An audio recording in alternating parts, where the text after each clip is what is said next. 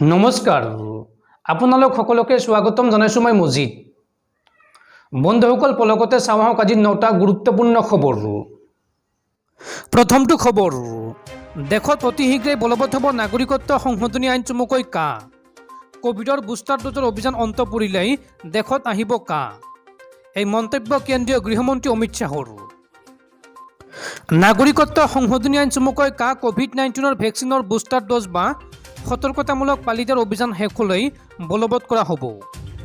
মঙলবাৰে কেন্দ্ৰীয় গৃহমন্ত্ৰী অমিত শ্বাহে কা বলবৎৰ বিষয়ে এইদৰে কয়। উল্লেখযোগ্য যে পশ্চিমবংগ বিধানসভাৰ বিৰোধী দলপতি তথা বিজেপি নেতা শুভেন্দু অধিকাৰীয়ে কেন্দ্ৰীয় গৃহমন্ত্ৰী অমিত শ্বাহক সাক্ষাৎ কৰি তেওঁক অতি সোনকালে নাগৰিকত্ব সংশোধনী আইন চমুকৈ কা কাৰ্যকৰী কৰিবলৈ আহ্বান জনায়।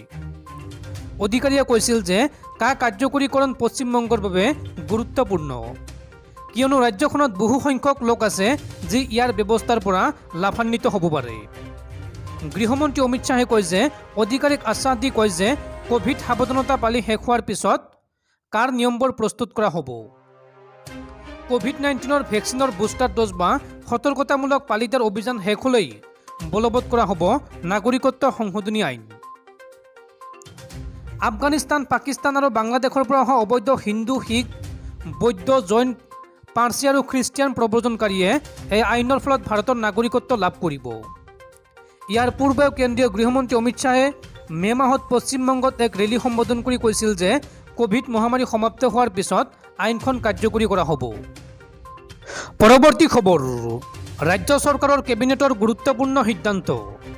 নয়নমণি শইকীয়াক DSP হিচাপে দিয়া হ'ব নিযুক্তি। 2 আগষ্টত ইতিহাস ৰচিলে গোলাঘাটৰ টেঙাবাৰী গাঁৱৰ নয়নমণি শইকীয়াই।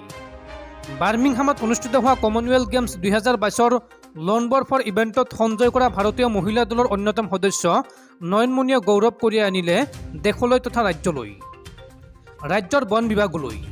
কমনৱেলথ গেমছ 2022ত স্বৰ্ণ পদক অৰ্জন কৰা ভাৰতীয় মহিলা দলৰ অন্যতম সদস্য নয়নমণি শইকীয়াক DSP হিচাপে নিযুক্তি দিব ৰাজ্য চৰকাৰে। ৰাজ্য চৰকাৰৰ কেবিনেটৰ সিদ্ধান্ত অনুসৰি নয়নমণি শইকীয়াক দিয়া হ'ব এই নিযুক্তি। উল্লেখযোগ্য যে নয়নমণি শইকীয়াই ইয়াৰ পূৰ্বতে এগৰাকী ভাৰোত্তোলক হিচাপে কেৰিয়াৰ গঢ়িব বিচাৰিছিল, কিন্তু এক আঘাতৰ বাবে নয়নমণিয়ে সেই কেৰিয়াৰ গঢ় দিব নোৱাৰিলে।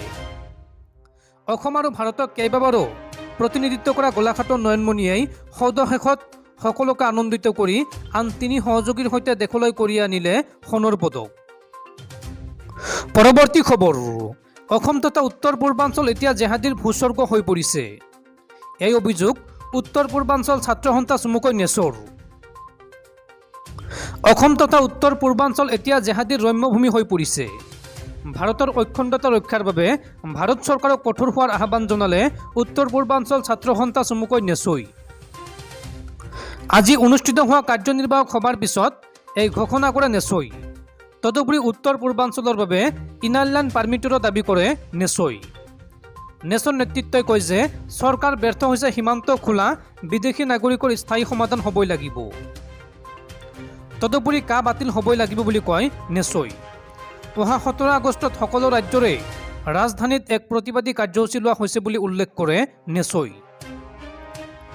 আজি অৰুণাচলত চাকমা সমস্যা আৰু ত্ৰিপুৰাত জনগোষ্ঠীয় লোকসকল মূলতঃ সংখ্যালঘু হৈ পৰিছে বুলি উল্লেখ কৰি নেচই এই সমস্যা সমাধানৰ দাবী জনায়। নেচৰ নেতা সমুজ্জল কুমাৰ ভট্টাচাৰ্যই সংবাদমেলত কয় যে আচলতে দিল্লীয়ে অসমলৈ কেইজনমান মন্ত্ৰী পঠিয়ালেই সমস্যাৰ সমাধান নহয়। কেন্দ্ৰীয় চৰকাৰে অসম তথা উত্তৰ পূৰ্বাঞ্চলৰ কথা চিন্তা কৰিব লাগিব। বাংলাদেশৰ সীমা কিয় সুৰক্ষিত কৰিব নোৱাৰে বুলি প্ৰশ্ন উত্থাপন কৰে সমুজ্জল কুমাৰ ভট্টাচাৰ্যই। বন্ধুসকল, তাৰপিছত 4 নম্বৰ খবৰটো জনোৱাৰ আগতে আপোনালৈ এটা সৰু ৰিকুৱেষ্ট, যদি এতিয়ালৈকে এইটো ভিডিঅ'ত লাইক কৰা নাই তেন্তে প্লিজ এটা লাইক কৰি দিয়ক আৰু এনেকুৱা ধৰণৰ নতুন নতুন ভিডিঅ' পাবলৈ চেনেলটো ছাবস্ক্ৰাইব কৰি কাষত থকা বেল আইকনটো প্ৰেছ কৰি ৰাখক। পৰৱৰ্তী খবৰ, কেন্দ্ৰীয় চৰকাৰৰ গুৰুত্বপূৰ্ণ সিদ্ধান্ত। আগন্তুক 15 আগষ্টলৈকে সকলো স্মাৰক আৰু সংগ্ৰহালয়ত বিনামূলীয়া প্ৰৱেশ, ল'ব নালাগে টিকট। ভাৰতৰ স্বাধীনতাৰ 75 বছৰ সম্পূৰ্ণ হোৱা উপলক্ষে আজাদী কা অমৃত মহোৎসৱ উদযাপন কৰা হৈছে। প্ৰধানমন্ত্ৰী শ্ৰী নৰেন্দ্ৰ মোদীৰ আহ্বানত সমগ্ৰ দেশতেই হৰ ঘৰ তিৰংগা উৎসৱ আৰম্ভ কৰা হৈছে। এই খণ্ডটোত এতিয়া কেন্দ্ৰীয় চৰকাৰে স্বাধীনতাৰ এই উৎসৱৰ সৈতে জনসাধাৰণক সংযোগ কৰিবলৈ আৰু তেওঁলোকৰ মাজত দেশৰ প্ৰতি প্ৰেমৰ অনুভূতি বৃদ্ধি কৰিবলৈ আন এটা ডাঙৰ সিদ্ধান্ত লৈছে। ভাৰতীয় পুৰাতাত্ত্বিক জৰীপে 15 আগষ্টৰ ভিতৰত সকলো স্মাৰক আৰু পুৰাতাত্ত্বিক স্থান আৰু সংগ্ৰহালয় দৰ্শনাৰ্থীৰ বাবে বিনামূলীয়া কৰাৰ কথা ঘোষণা কৰিছে।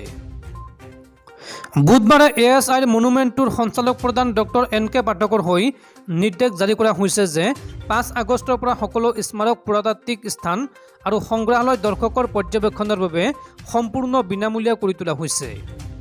এই ঠাইবোৰত কোনো ধৰণৰ মাচুল লোৱা নহ'ব। এই সন্দৰ্ভত সকলো আঞ্চলিক পৰিচালক আৰু সংশ্লিষ্টলৈ আদেশ প্ৰেৰণ কৰা হৈছে। পৰৱৰ্তী খবৰ, NRCক লৈ ডাঙৰ ঘোষণা। উচ্চতম ন্যায়ালয়ত বিষয়টো আগুৱাই নি প্ৰক্ৰিয়া শেষ কৰাটো মোৰ প্ৰথম দায়িত্ব। NRCৰ দায়িত্বভাৰ গ্ৰহণ কৰিয়েই এই মন্তব্য NRCৰ ৰাজ্যিক সমন্বয়ক পাৰ্থপ্ৰতিম মজুমদাৰৰ। NRCৰ নতুন ৰাজ্যিক সমন্বয়ক হিচাপে দায়িত্ব গ্ৰহণ পাৰ্থপ্ৰতিম মজুমদাৰৰ। উচ্চতম ন্যায়ালয়ত বিষয়টো আগুৱাই নি প্ৰক্ৰিয়া শেষ কৰাটো মোৰ প্ৰথম দায়িত্ব। NRCৰ দায়িত্বভাৰ গ্ৰহণ কৰিয়েই অসমৰ এটা আখাৰী নিউজ পৰ্টেলৰ আগত এই মন্তব্য কৰিলে পাৰ্থপ্ৰতিম মজুমদাৰে। NRCৰ প্ৰক্ৰিয়াটো এতিয়া উচ্চতম ন্যায়ালয়ত বিবেচনাধীন। পৰৱৰ্তী খবৰ, 2024 চনৰ পূৰ্বে ভাৰতৰ ৰাস্তা আমেৰিকাৰ দৰে উন্নত হ'ব। এই ঘোষণা কেন্দ্ৰীয় পথ পৰিবহণ মন্ত্ৰী নীতিন গাডকাৰীৰ। কেন্দ্ৰীয় পৰিবহণ মন্ত্ৰী নীতিন গাডকাৰীয়ে বুধবাৰে ৰাজ্যসভাত কয় যে আগন্তুক 3 বছৰত দেশত 26টা গ্ৰীণ এক্সপ্ৰেছৱে নিৰ্মাণ কৰা হ'ব আৰু 2024লৈকে ৰাজপথৰ আন্তঃগাঁথনি আমেৰিকাৰ দৰে উন্নত হ'ব।